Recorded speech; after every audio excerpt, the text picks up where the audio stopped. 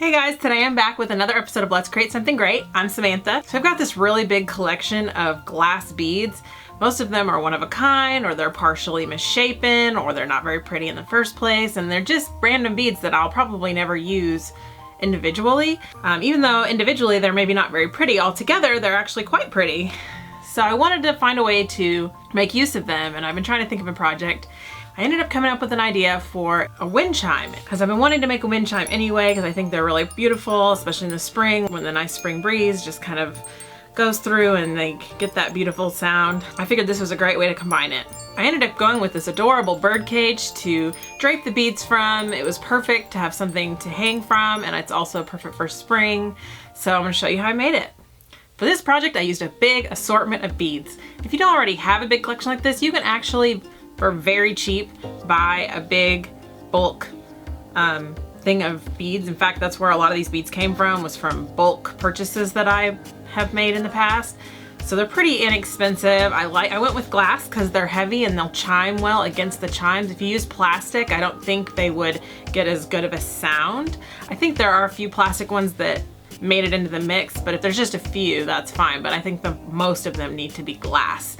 I also used a small birdcage. I found this at my local craft store, and I really liked the look of this one. It's kind of rustic and distressed, and it also had this neat grid on the bottom that was perfect for hanging all of my strands of beads from. If you didn't find a birdcage that had the grid, that's probably fine. You could just hang them from the sides. That would probably look just as well, especially if it was a smaller birdcage. You also need some invisible stringing cord. The cheapest, plainest wind chime you can find. Mine was about $3. Start by stringing your beads onto the cord. To start a strand, take your first bead and make a knot that loops back through the bead, and then double knot again several times to make sure that bead is super secure. Then just start stringing your beads. This part's a little time consuming. You could just put on a Netflix marathon, or if you, like me, could listen to a podcast. I was listening to Rhett and Link while I made this.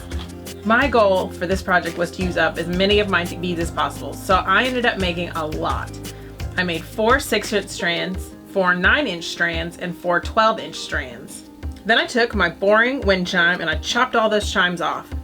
Then, using a chalk marker, I planned out where I was going to place all of my bead strands and the chimes. Then I started tying the strands to the cage. I did multiple knots. Those strands are kind of heavy. You don't want them to fall off. Once they were all tied down, I came in with my glue gun and I added a touch just for some added security, because apparently I don't really trust my knot skills.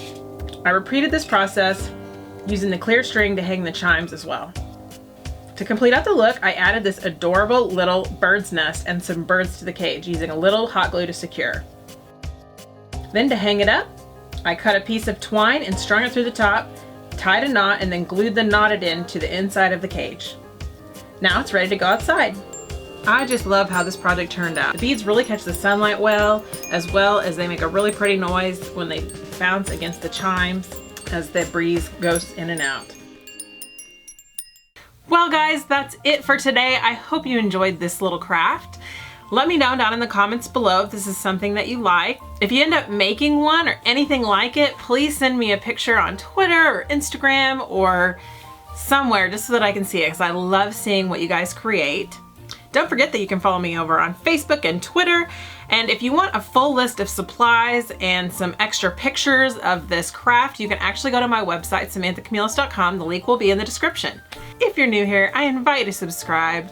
My goal here on my channel is to help inspire people to create beautiful things in their life, whether it's a craft or not. So I hope you'll join me, and I'll see you guys next time. Bye. It pours in through the window, bright light on your skin. You pull back your face and hide in the shadow.